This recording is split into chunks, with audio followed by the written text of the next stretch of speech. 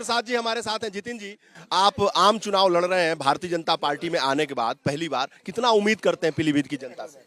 आप देखिएगा कि पीलीभीत का जो चुनाव है वो पार्टी का एक एक कार्यकर्ता लड़ रहा है और जन जन तक जो योजनाएं प्रधानमंत्री नरेंद्र मोदी जी के 10 वर्ष का कार्यकाल है वो पहुंची हैं, जीवन में उनके परिवर्तन आया है और उनके ट्रैक रिकॉर्ड जो 10 वर्ष का है कार्यकाल का वो सबके सामने है। उसी के आधार पर जन समर्थन, अपार जन जो समर्थन। विरोधी हैं कह रहे हैं कि जितिन प्रसाद की राह बहुत मुश्किल है।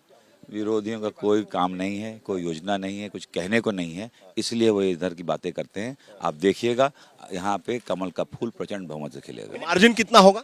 मैं मार्जिन में जाता नहीं हूँ, मुझे मालूम है इस पीलीभीत जनपद की जनता का आशीर्वाद पूर्ण रूप से मिल रहा है। मोदी फैक्टर, योगी फैक्टर क्या चल रहा है यहाँ? बिल्कुल, केंद्र में 10 साल प्रधानमंत्री नरेंद्र मोदी जी का कार्यकाल और 7 साल का कार्यकाल योगी जी का प्रदेश में, ये दर्शाता है कि जनता के बीच में काम किया है, काम कर रहे हैं और आगे की पंचवर्षीय योजना केंद्र सरकार की जो है उसकी परिकल्पना जो सजोई जा रही है उसके आधार पर वोट। आखिरी सवाल, आप पे क्यों जनता भरोसा करे?